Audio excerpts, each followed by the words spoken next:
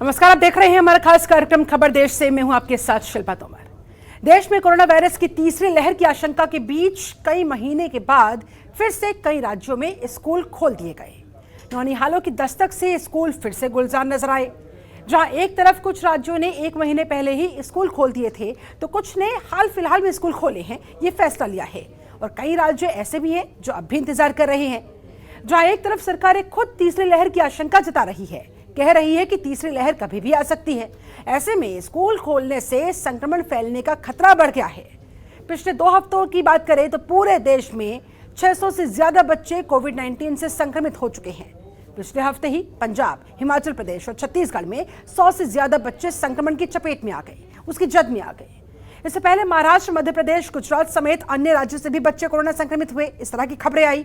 हिमाचल प्रदेश की बात करें तो यहां तो स्कूलों को 22 अगस्त तक बंद कर दिया गया। आपको बता दें, पिछले 1.5 साल से देश भर में स्कूल बंद है। कहीं कहीं 1 से 2 महीने के लिए स्कूल खुले जरूर, लेकिन फिर से संक्रमण बढ़ने के बाद स्कूलों को बंद करने का फैसला लेना पड़ा। एक बार फिर से वही स्थिति बनती नजर आ रही है। ऐसे में सवाल ये उठता है कि तीसरी लहर के डर के बीच स्कूल खोलना क्या सही होगा? क्या स्कूल खोलकर हम अपने बच्चों को खतरे में तो नहीं डाल रहे हैं? आज इन्हीं कुछ सवालों के साथ करेंगे खास चर्चा, लेकिन उससे पहले आप ये रिपोर्ट देखिए।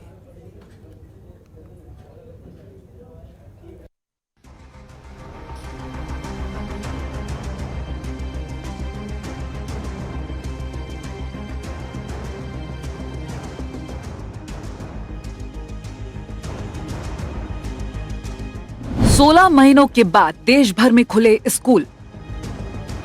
स्कूल खुलने के बाद 600 से अधिक छात्र संक्रमित।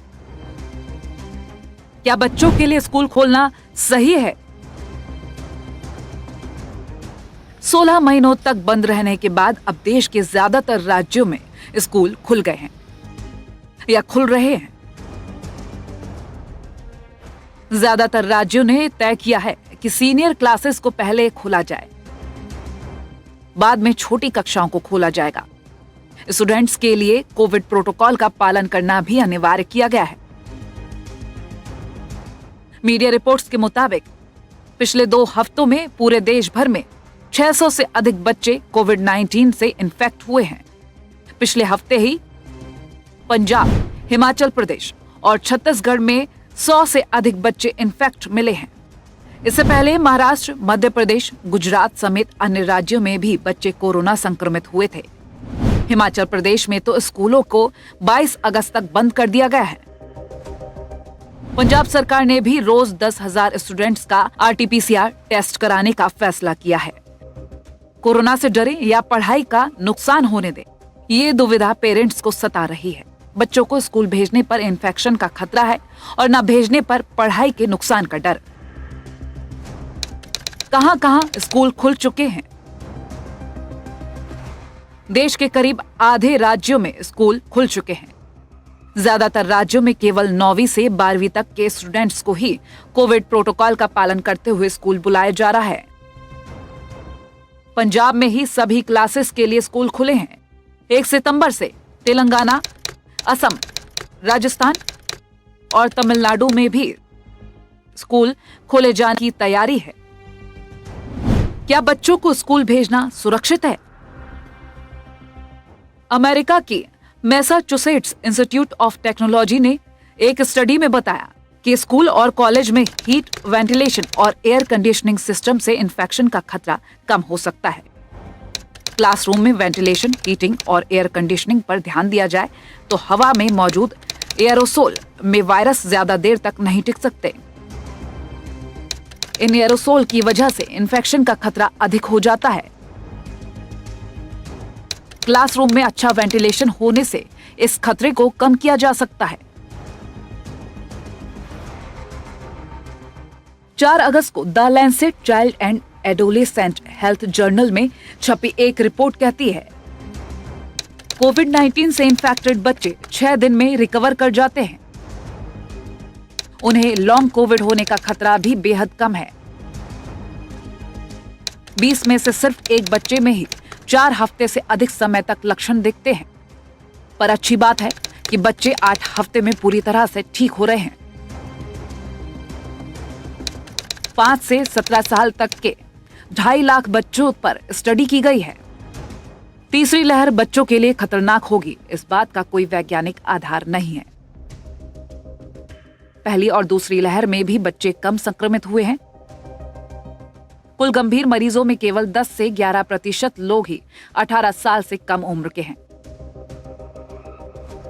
कोरोना वायरस फेफड़ों में मौजूद ACE2 नाम के रिसेप्टर्स से जुड़ता है। बच्चों में ये रिसेप्टर्स अंडर डेवलप होते हैं। इसी वजह से बच्चों में इन्फेक्शन होने के बाद भी गंभीर लक्षण नहीं होते।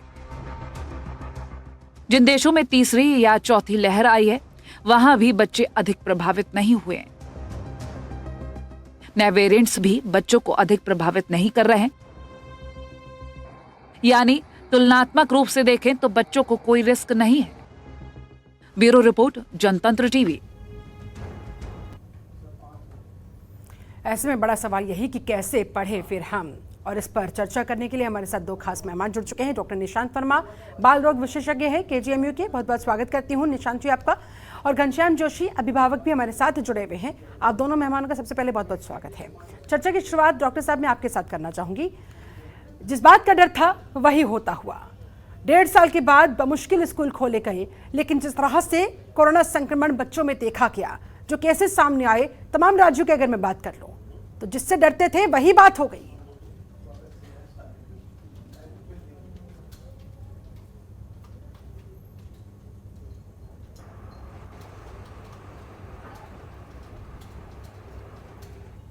डॉक्टर निशांत, मेरी आवाज मिल रही है? जी जी। ऐसे में डॉक्टर साहब कैसे सिचुएशन से डील किया जाए? स्कूल जाना भी जरूरी है और बच्चों की सेहत, उसकी जान की सुरक्षा भी जरूरी है। जी, तो जैसा आपने रिपोर्ट में बताया पहले भी कि बच्चों में जो इन्फेक्शन होता है, ऐसा कोई भी प्रमाण नहीं है कि बच्चों में इन्फेक्शन ज़्यादा सीरियस होगा या बच्चे ज़्यादा अफेक्टेड होंगे। और ये भी पिछले 1.5 साल से हम क्लियर है कि कोरोना वायरस जो है वो जाने वाली चीज़ नहीं है कि आने वाले 1-2 महीने में ये ख़त्म हो जाएगा। तो बच्चों को स्कूल कब तक नहीं भेजेंगे आखिर हम? तो डॉक्टरों का भी यही कहना है कि बच्चों को एक धीरे धीरे ग्रेजुअल मैनर में स्कूल्स को रीओपन करना चाहिए, क्योंकि स्कूल ना जाना केवल पढ़ाई का नुकसान नहीं है, बच्चों के विकास पे भी बहुत ज़्यादा असर पड़ रहा है। बिल्कुल। मोबाइल पे डिपेंडेंसी, टीवी पे डिपेंडेंसी, एडिक्शन, ये सब प्रॉब्लम्स आ रही हैं। तो हम लोगों को तो यही लगता है, डॉक्टरों का भी यही सोचना है कि ग्रेजुअल मैनर में स्कूल खोलें और सारी सावधानियां बरतें, हर प्रिकॉशंस का पालन करें, लेकिन स्कूल ज़रूर खोलने चाहिए। स्कूल खुलने चाहिए, गाइडलाइंस का पालन लेकिन साथ में होना चाहिए। घनश्याम जोशी जी, आप क्या कहेंगे? तमाम गाइडलाइंस का पालन घर पे भी हो रहा है, स्कूलों में भी सुनिश्चित किया जा रहा है। घर पर पेरेंट्स की जिम्मेदारी है, स्कूलों में टीचर्स की जिम्मेदारी है, लेकिन फिर भी बच्चे संक्रमण की जद में आते हुए, ऐसे में कितने डरे हुए हैं आप लोग? स्कूल भेजना चाहते हैं कि नहीं? नमस्कार जी। अभिभावक तो मैडम स्कूल भेजने के लिए तैयार है। अगर सरकार स्कूलों को कुछ ऐसे निर्देश दे दे कि बच्चों को स्कूल में अगर किस तरह की सावधानी बरती जाए, तो सावधानियों के मद्देनजर रखते हुए पढ़ाई तो जरूर ही चालू हो जानी चाहिए, क्योंकि बच्चे पिछले 1.5 साल से हम देख रहे हैं जी। क्योंकि बच्चे घर पे रहकर भी बच्चे इन्फेक्टेड, अगर उनके पेरेंट्स अगर बाहर जा रहे हैं तो कहीं ना कहीं बच्चे अगर कमजोर हैं तो वो जरूर इन्फेक्टेड होंगे जी। तो इसको अगर सरकार अगर इसको थोड़ा सा सीरियस लेकर अगर स्कूलों को निर्देश दे सोशल डिस्टेंसिंग का, सैनिटाइजर का, तो क्या अभी जिस स्कूलों को निर्देश दिए गए हैं उनका पालन नहीं हो पा रहा है, आप ये कहना चाह रहे हैं? स्कूलों का पालन तो मैडम कहीं कहीं हो पा रहा है, लेकिन इंटर एरिया हम देखते हैं तो इंटर एरिया में नहीं भी हो रहा। बच्चे अभी तो छोटे बच्चे स्कूल गए नहीं है। हाँ। फर्स्ट टू एट के बच्चों की स्कूलें कहीं खुली नहीं है जी। और अगर बच्चों की स्कूल खुलती है छोटे बच्चों की, तो कहीं न कहीं स्कूल प्रशासन को इसकी बहुत सावधानी रखते हुए स्कूल अब खुलने ही चाहिए, क्योंकि अब पिछले 1.5 साल से बच्चे स्कूल नहीं जा रहे हैं, जिसके कारण जी। बच्चों को मानसिक रूप से ही बच्चे बहुत ही परेशान हो रहे हैं। बिल्कुल, और इस पर हम और ज्यादा बातचीत के लिए रुक करना चाहेंगे डॉक्टर निशांत वर्मा का। डॉक्टर निशांत, आप बाल रोग विशेषज्ञ हैं, ऐसे में आप बेहतर तरीके से समझा पाएंगे कि बच्चों पर स्कूल बंद होने का किस तरह से नकारात्मक असर पड़ रहा है, मानसिक तौर पर किस तरह से वो दबाव झेल रहे हैं, महसूस कर रहे हैं। और रही बात पेरेंट्स की, तो कहीं ना कहीं पेरेंट्स पर भी प्रेशर है, वो स्कूल भेजना भी चाहते हैं लेकिन अपनी बच्चों की जान पर न बन पाए, इसको लेकर भी चिंतित हैं। तो बच्चों के विकास जो होता है वो दो टाइप्स का होता है। एक ग्रोथ होता है जिसको हम फिजिकल ग्रोथ बोलते हैं, वजन बढ़ना, लंबाई बढ़ना, और दूसरा होता है मेंटल ग्रोथ। तो मेंटल ग्रोथ का एक बहुत बड़ा कंपोनेंट है जो पीयर से मिलता है, बाकी बच्चों से इंटरेक्शन, अपने छोटों से, अपने बड़ों से कैसे इंटरेक्ट करना है, कैसे बातें करना है, कैसे खेलना है, ये स्कूल में ही बच्चा सीख सकता है। घर में आप माँ बाप कितना भी सिखाते हैं वो उसकी एक लिमिट होती है, लेकिन सहपाठियों को देख के जो बच्चा सीखता है वो स्कूल से ही मिलता है। और चूंकि बच्चे स्कूल नहीं जा रहे हैं तो ये एक बहुत बड़ी चीज़ है जो लॉस हो रहा है हमारा। इनफैक्ट हमारी ओपीडीज में पेशेंट आ रहे हैं जिनमें बच्चों में डोमेस्टिक वायलेंस है, एक दूसरे को जोर से मार देना, क्योंकि बच्चा जानता ही नहीं है कि दूसरों के साथ कैसे रिएक्ट करना है। तो इन सब चीज़ों को अगर हम रोकना चाहते हैं तो बहुत ज़रूरी है कि बच्चे को स्कूल भेजा जाए। लेकिन फिर क्या विकल्प नजर आता है डॉक्टर निशांत? बच्चों का वैक्सीनेशन प्रोसेस भी शुरू नहीं हुआ है और बच्चे दूसरी तरफ संक्रमित भी होते जा रहे हैं, जिन जिन राज्यों में स्कूल खोले गए, जहां जहां बच्चों ने ऑफलाइन क्लासेस लेनी शुरू की। तो ऐसे में फिलहाल सबसे पहले इस समय क्या किया जाना चाहिए? संक्रमण के लिए केवल स्कूल को दोष देना तो बिल्कुल गलत है, क्योंकि अगर मॉल्स खुले हैं, जिम खुले हैं, रेस्टोरेंट खुले हैं, वहाँ भी बच्चे जा रहे हैं, वहाँ भी इन्फेक्शन होता है। तो केवल ये कहना कि स्कूल से बच्चे को इन्फेक्शन हो जाएगा, ये बिल्कुल भी सही नहीं है। इन्फेक्शन कहीं से भी लग सकता है। इनफैक्ट स्कूल में तो फिर भी बच्चा डिसिप्लिन्ड रहता है, टीचर की देखरेख में रहता है। टीचर ने अगर बोला मास्क पहनना है तो सब बच्चे पहनेंगे, सोशल डिस्टेंसिंग का पालन करेंगे। बट बाकी जगहों पे, मॉल पे, रेस्टोरेंट पे तो कोई सोशल डिस्टेंसिंग बच्चे तो नहीं पालन करते। तो आई डोंट थिंक कि हमें स्कूल्स को ब्लेम करना चाहिए। स्कूल्स खोलने चाहिए और इन्फेक्शन जो है वो बिल्कुल रहेगा। ये कोविड इन्फेक्शन ऐसा नहीं है कि 2 दिन या 2 महीने में गायब हो जाएगा। ये बेसलाइन थोड़ा थोड़ा तो चलता ही रहेगा। हमें प्रिवेंट करना है कि वो उस तरीके का एपिडेमिक फिर से ना बन जाए कि जो हम मैनेज ना कर पाए। थोड़ी बहुत इन्फेक्शंस तो बिल्कुल आते रहेंगे। बिल्कुल। घनश्याम जोशी जी अभिभावक हैं, वो भी एक बार फिर से हमारे साथ जुड़ गए हैं। जोशी जी, अब आप क्या कहेंगे? स्कूल भेजा जाना बच्चों के लिए, उनकी पूरी ओवरऑल डेवलपमेंट के लिए वाकई में बेहद ज़रूरी है। डॉक्टर निशांत वर्मा ने बेहतरीन तरीके से इस बात को समझाया, लेकिन फिर भी स्कूल जाने के बाद जिस तरह से बच्चे संक्रमित हो रहे हैं, पेरेंट्स डरे हुए हैं, बच्चे भी कहीं ना कहीं डरे हुए हैं। ऐसे में अब आप एक अभिभावक के तौर पर क्या चाहते हैं, क्या किया जाना चाहिए? ऑफलाइन क्लासेस में अगर संक्रमण का खतरा है तो क्या ऑनलाइन क्लासेस के लिए आपको सुझाव देना चाहेंगे? क्योंकि ऑनलाइन क्लासेस में बहुत सारे चैलेंजेस, बहुत सारी दिक्कतें भी बच्चों को पेश आ रही है, उसके भी नेगेटिव इफेक्ट्स बच्चों पर देखने को मिल रहे हैं। तो कम से कम जब तक ऑफलाइन क्लासेस सुचारू रूप से चालू नहीं हो जाती तब तक ऑनलाइन क्लासेस के लिए आप कुछ कहना चाहें?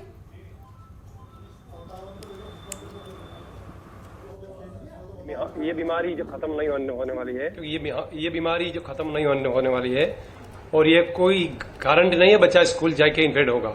हाँ। बच्चा इन्फेक्टेड अगर होना है तो उसे पेरेंट्स भी कहीं बाहर जा रहे हैं, बिल्कुल, तो पेरेंट्स बाहर कहीं टच में होके आएंगे और घर पे आएंगे तो बच्चा इन्फेक्ट हो सकता है। बिल्कुल। जहां तक ऑनलाइन क्लासों की बात है, ऑनलाइन क्लास प्रॉपर सिटी में बच्चे उसको ले पा रहे हैं। जहाँ इंटीरियर गांवों के जो बच्चे हैं, जैसे मैं खुद भी एक टीचर हूँ, मैं खुद इस चीज से परेशान हो रहा हूँ। मैं जहाँ पढ़ा रहा हूँ इतना इंटीरियर है, वहां पर ना तो मोबाइल का नेटवर्क आता है, ना ही वहां पर पेरेंट्स के पास फोन अवेलेबल है। हम उनको डोर टू डोर जाकर उनको ऑनलाइन एजुकेशन जो आ रही है उसके बारे में उनको बताना हम पर पड़ रहा है, फिर भी सक्सेस नहीं हो पा रहा है। इसलिए ऑनलाइन क्लास तो हम कहीं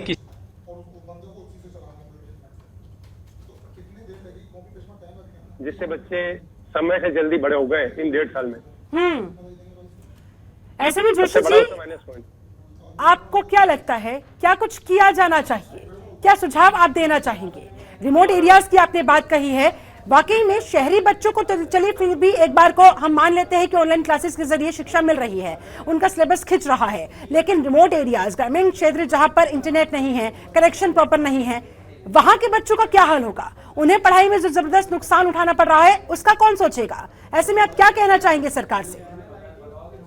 सरकार से हमारी एक यही विनती है, यही निवेदन है कि स्कूलों का थोड़ा उसका प्रोटोकॉल समझाकर, बच्चे बंद हो रहा है, बच्चों को सही तरीके से ऑफलाइन शिक्षा दी जाए।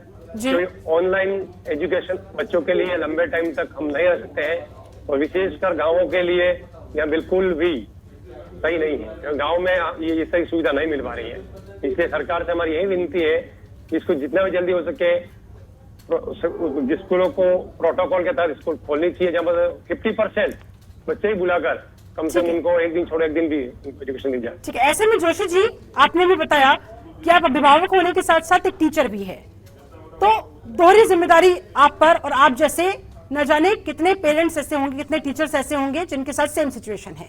ऐसे में आप क्या कहना चाहेंगे एक अभिभावक के तौर पर, एक टीचर के तौर पर, बच्चों के इस मेंटल प्रेशर को आप लोग किस तरह से डील कर रहे हैं, कैसे बच्चों के इस मनोभाव को समझ रहे हैं?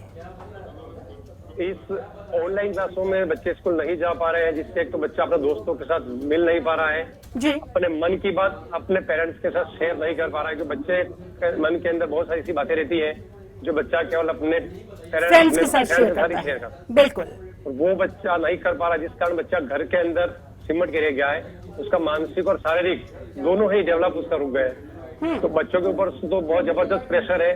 उसके अलावा बार बार ऑनलाइन पढ़ाई में बच्चा मोबाइल के सामने बैठ रहा है, कहीं न कहीं उसकी आंखों को भी नुकसान हो रहा है, और उसको मेंटली रूप से भी वहाँ अपने आप को अनथक महसूस कर रहा है कि जिस तरह की एजुकेशन उसको मिलनी चाहिए वो एजुकेशन नहीं मिल पा रही है। ठीक है, डॉक्टर निशांत वर्मा आप क्या कहेंगे ऐसे में, खासतौर पर बच्चों के ऊपर वैक्सीनेशन के प्रोसेस पर और ज्यादा तेजी के साथ ध्यान देने की आवश्यकता, ताकि जल्द से जल्द वो प्रोसेस, वो पूरी प्रक्रिया निपटे और उसके बाद बच्चों को वैक्सीन लगाई जाए, ताकि बच्चों को निश्चिंत होकर स्कूल भेजा जा सके, उनकी जो ओवरऑल डेवलपमेंट रुक चुकी है उसे एक बार फिर से शुरू किया जा सके। ऐसे में सरकार को क्या करना चाहिए?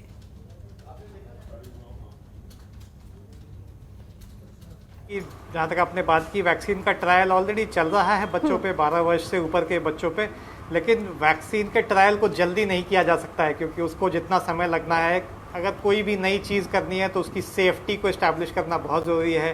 हम एक्सपेरिमेंट करके वैक्सीन को नहीं लॉन्च कर सकते हैं। तो वैक्सीन की 2 डोज लगेगी, फिर उसकी इम्यूनिटी एसेस होगी, अगर वो इफेक्टिव होगा, सेफ होगा, तभी गवर्नमेंट उसको मार्केट में या बाकी प्रोग्राम्स के थ्रू बच्चों को लॉन्च करेगी। तो वो जल्द तो नहीं किया जा सकता, वो ऑलरेडी ऑनगोइंग स्टडीज़ हैं, वो चल रही हैं। उम्मीद करते हैं कि अगर सक्सेसफुल रहा तो सितंबर तक हमें एक वैक्सीन बच्चों के लिए मिल सकती है। वैक्सीन के आने के बाद तो कम से कम 12 वर्ष के बच्चों का स्कूल तो जल्द से जल्द पूरी तरीके से खोला जा सकता है। ठीक है, उसके सेकेंड फेज में जब छोटे बच्चों की वैक्सीन आ जाएगी तो अगेन जैसे ही वैक्सीन लगेगी तो आई थिंक 100% हम स्कूल खोल सकते हैं। जब तक वैक्सीन नहीं लग रही है, एटलीस्ट हम फेज वाइज छोटे छोटे बैचेस में तो स्कूल खोल ही सकते हैं, जहां सोशल डिस्टेंसिंग के साथ बच्चों को पढ़ाया जा सके। ठीक है, ऐसे में डॉक्टर निशांत, जब तक वैक्सीन लगनी बच्चों को शुरू नहीं होती है, जी। तब तक बच्चे अगर संक्रमण की जद में आ जाते हैं तो उनके पेरेंट्स कैसे इस बात को समझें? कौन कौन से वो इनिशियल सिम्टम्स जिस पर पेरेंट्स को खास तौर पर, और टीचर्स की भी मैं बात करूं, उन्हें भी खास तौर पर ध्यान देने की आवश्यकता, ताकि एक बच्चे की वजह से अन्य तमाम बच्चे संक्रमित ना होने पाए? जी।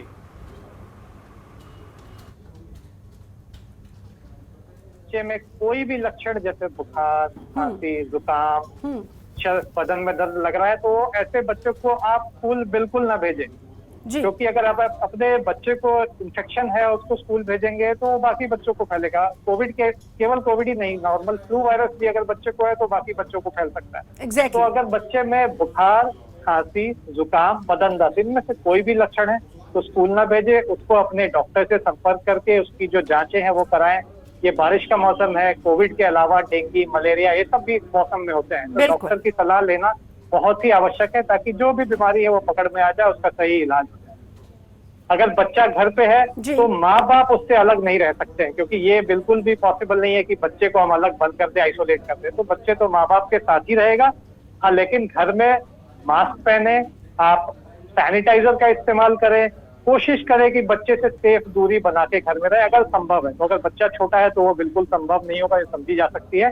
और पिछले सेकेंड और फर्स्ट वेव में देखा भी गया है कि बच्चे अगर इन्फेक्टेड है तो मोस्ट ऑफ द टाइम घर के किसी मेंबर से ही उनको इन्फेक्शन मिलता है। ऐसा बहुत कम होता है कि बच्चा इन्फेक्टेड है और घर में बाकी लोग नॉर्मल, तो घर के बाकी मेंबर्स के साथ ही इन्फेक्टेड होता है। तो जो भी इन्फेक्टेड मेंबर्स है वो तो बिल्कुल एक साथ रह सकते हैं, क्योंकि एक इन्फेक्टेड मेंबर दूसरे को इन्फेक्शन। ठीक है, घनश्याम जोशी जी, जाते जाते क्या कहना चाहेंगे सर? फाइनल कमेंट आपका।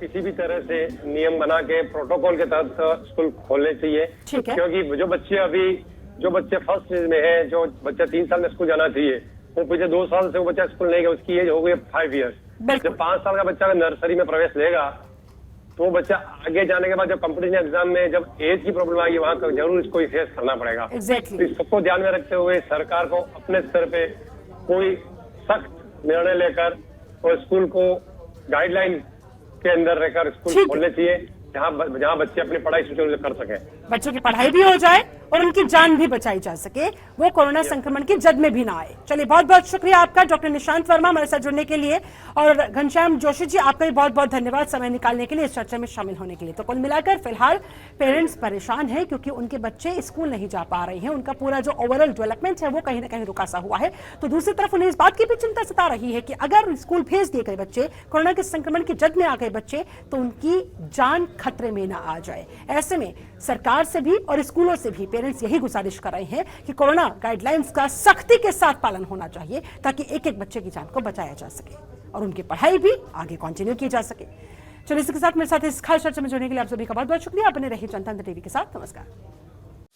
खबरों के निष्पक्ष विश्लेषण के लिए सब्सक्राइब करें Jantantra TV and press the bell icon. Never miss any update.